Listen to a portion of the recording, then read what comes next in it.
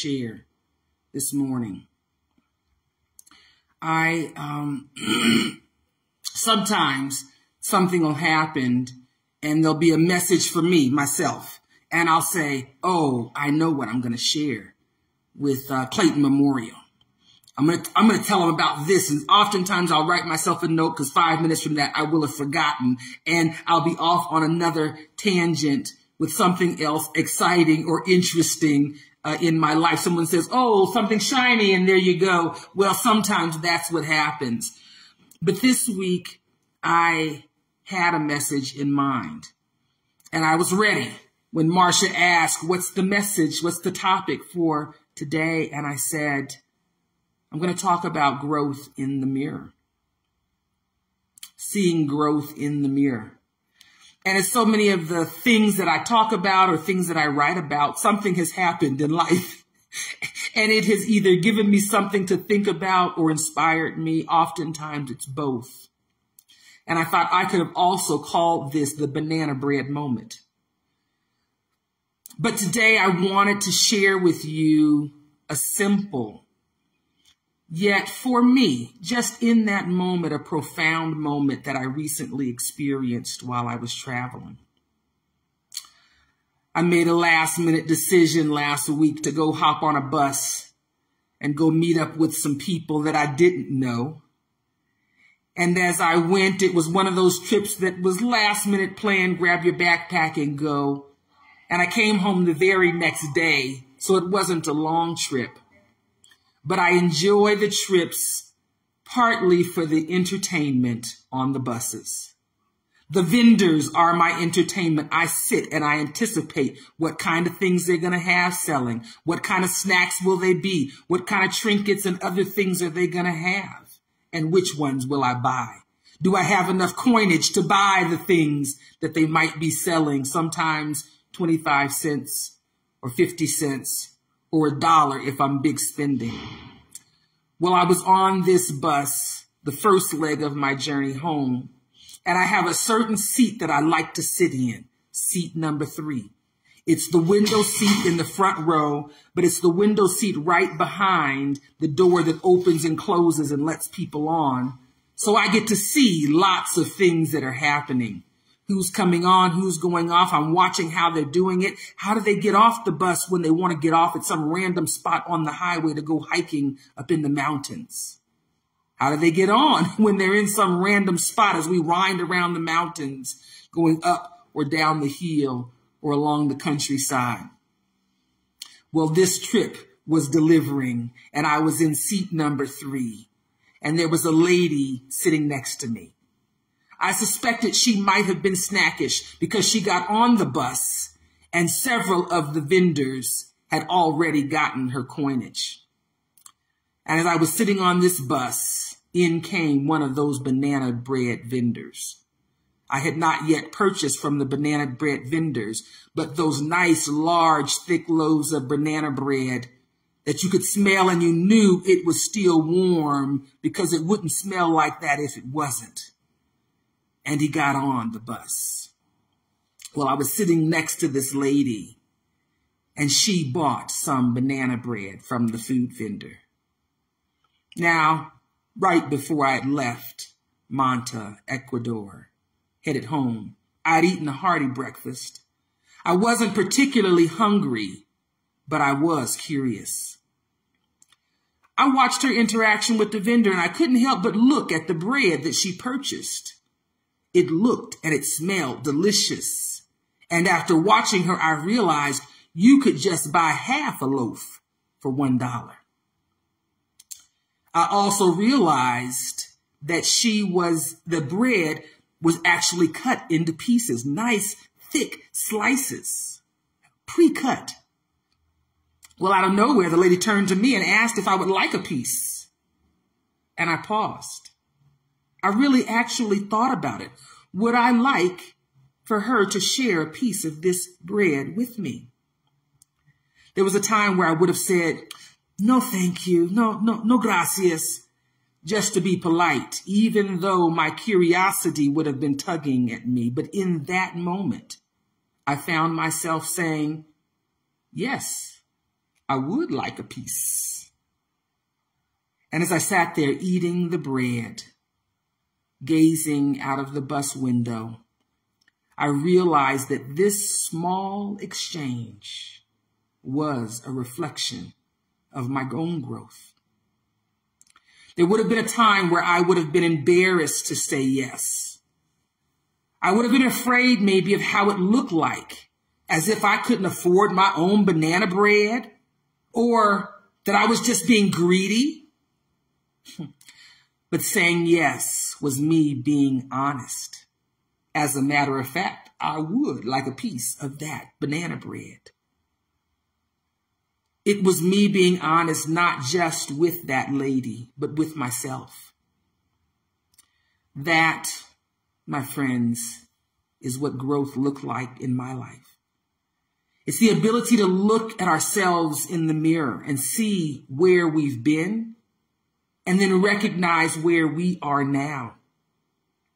Today, I wanted to take a few minutes to explore how personal growth, even in small moments, reflect the deep spiritual truths of my interfaith belief system. I wanted to check in with my belief system to see if what I was feeling lined up with the sacred writings and the various faith traditions that show that growth is not just personal, but also a universal spiritual journey. What does my faith say about growth and what it should look like? And I thought, what does the mirror look like in my growth? For me, it's clearing the mud off of the untruths of my life. My spiritual growth has been much like a mirror. The mirror always works. It always reflects. That's what mirrors do. But if there's mud on the mirror, the mud in real life of untruths, fears, insecurities, our unhealed ego stuff, that mirror can't actually reflect who we are. It doesn't do it accurately. The reflection becomes distorted, incomplete, misleading, untrue. The purpose of the mirror is to reflect truth. It always has the same purpose. It never forgets. And so it is with us. We are meant to reflect the truth of who we are, our divine nature. If God or the divine, or insert your appropriate vocabulary, if that is love, then we, as we clean our mirrors through healing, through growth, we begin to reflect that love more clearly. We become the physical reflection of love. Each act of honesty, each moment of self-acceptance, and each step in our healing journey removes another layer of mud from our mirrors, allowing us to see and reflect more of our divine nature. But maybe that's just me talking, so I said, let me go see. Let me see if being honest with ourselves is a lesson from my spiritual traditions. One of the traditions that I grew up in and expanded out from was the Christian tradition. And then I realized Proverbs 12:22 says, the Lord detests lying lips, but he delights in people who are trustworthy. This scripture speaks not just about honesty with others, but also about being truthful with myself. How often did I lie? How often do I lie to myself? Not just in my words, but in my actions, and sometimes in my inaction. How often did I deny my own needs and desires or curiosities because of what others might think or how it might look on the outside? In that moment on the bus, my growth was evident to me because I was finally able to be honest with myself. I didn't let the fear or embarrassment dictate my actions. Maybe my Spanish isn't good enough. Maybe she'll think That honesty, as small as it may seem, was a reflection of my spiritual growth. It was an acknowledgement that my inner truth does matter, and honoring that is an act of self-love. It's a gift I can give to myself. By being honest, I was wiping away some of that mud from my mirror, allowing a truer reflection of who I am to shine through. The message for us all, but a message to me.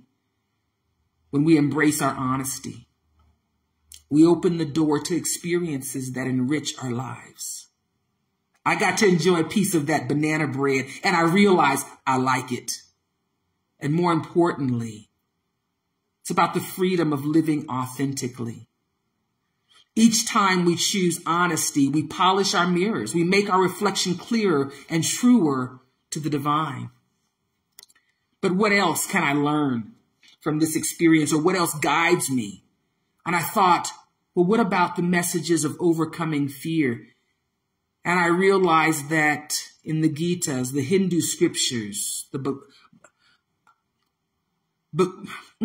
I get tongue twisted, but the Bhagavad Gita, the Krishna tells Arjuna, one of the characters in the writings, do not yield to this unmanliness, Arjuna. It does not become you.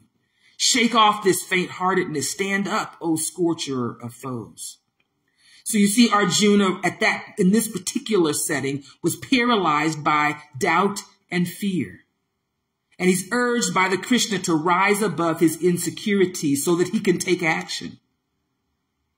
The Gita teaches us that fear and hesitation are barriers to living our truth sometimes. For me, saying yes to that piece of bread was a victory over the small fears that in the past have held me back. The fear of judgment, the fear of appearing needy, the fear of being perceived in ways that didn't align with my own self-image. But in that moment, I stood up to those inner foes. I took a cloth and I wiped a little more mud off of my mirror. Each of us has our own battles, our own moments of hesitation in all different ways of life. When we find the courage to say yes, even in the smallest of things, we're like Arjuna, standing up in the face of our fears. And as we face our fears, the mud on our mirror begins to clear, allowing our reflection to become a clearer representation of love, of truth. But I thought, well, what else can I learn from this moment? Because I want to get all of the goodness I can out of this experience. And I thought about embracing abundance. There's a lesson from the Quran. It says God does not burden a soul beyond that it can bear. And oftentimes we think about that and we think about struggling, bearing the burdens that are heavy. But this verse also teaches me about abundance that lies within us, even when we feel lacking. The burden of fear, shame, or insecurity is never more than we can handle. Our capacity for growth is always greater than our doubts, especially when we come together in community to support each other. Our very capacity for growth becomes bigger than the things that could cause us fear. When the lady offered me that piece of her banana bread, it would have been easy to refuse. But in embracing the abundance of her generosity, I also embraced the abundance within myself. This wasn't about needing bread. It was about recognizing that I am worthy of receiving without guilt or fear. You'd think that lesson would be enough, but no, I'm grateful that the universe reinforced that lesson even this week. My generosity, one of the ladies that I met that's traveling and exploring places to be. As people sometimes do, I'm coming to see you. When I said, come on, I'll be there. And she says, how much time do you need after you get home to have visitors? Because I'd like to come and explore Cuenca. And in her exploring, some activities that we planned. They were activities where I was fully prepared to pay my own way and we'd share in the experience, not in the finances. And that willingness to share, but her generosity in return of saying, I'm going to treat you. And so some of the experiences that I might have had were enriched by her generosity. And even as I was preparing this message, I sent her a message thanking her and sending her part of the words I was going to share with you about being able to accept the generosity of others, and that by accepting and embracing the abundance of others' generosities, I am embracing the abundance of the experience within myself. Our spiritual growth often requires us to see beyond scarcity and embrace the abundance of life. We're not less for accepting kindness. We are more. Each act received wipes away another layer of mud, allowing our mirrors to reflect the abundance of the divine more clearly. That as we give, we're connected with love, but as we receive, we also are connected with love and abundance and generosity. It helps us to not be as distorted by the scarcity of fear, but that we're seen in the fullness of truth, and that is we live in an abundant world, even though it's sometimes hoarded by some. But I thought, what else from my spiritual tradition can I learn? And I thought about healing and self-acceptance. I talk about those things a lot because they're important to me. And I realized that in the sacred scriptures of Buddhism, there's a quote that says, one is one's own refuge. Who else could be the refuge? With oneself well controlled, one gains a refuge hard to gain. This teaching speaks to the heart of personal growth, self-acceptance, and self-compassion. Sometimes we forget the do unto others as we do to ourselves, as we have done to ourselves. That's self-acceptance and self-compassion. The Buddhists say we are our own refuge. The growth we seek is within us. Saying yes to the bread wasn't just about the bread for me. It was about accepting myself, my curiosities, my honest desires, and my worthiness to receive the generosity of others. It was a moment for me to reflect on my healing, the peeling away of layers that has become a lifestyle, the layers of past conditioning that told me I had to be a certain way to be acceptable. In every small act of self-acceptance, we make peace with who we are. We become our own refuge, a safe place where we can grow without judgment. The healing journey isn't always grand. Sometimes it's as simple as saying yes to banana bread when I really mean yes, please, to the banana bread, if I'm being totally honest. Each time I practice self-acceptance, I clean a little more mud from my mirror, allowing my reflection to shine with the light of love more and more. As I sat on the bus eating my piece of banana bread, I realized that growth is often quiet and subtle. It's found in the moments when we choose honesty over fear, when we choose abundance over scarcity, when we choose self-acceptance over judgment. My spiritual practice and beliefs say that our mirrors always work.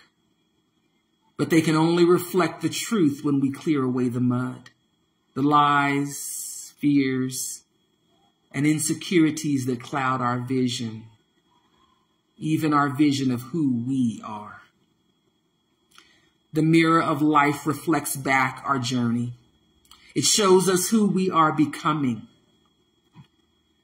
In those reflections, we see not just ourselves, but the sacred teachings of countless traditions that call us to be true, brave, open, and loving.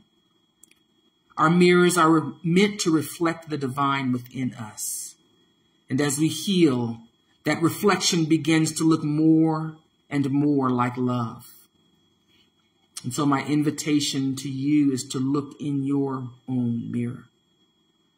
Look to see the growth in every yes, in every truth that you have told to yourself and to others, and in every small act of self-love.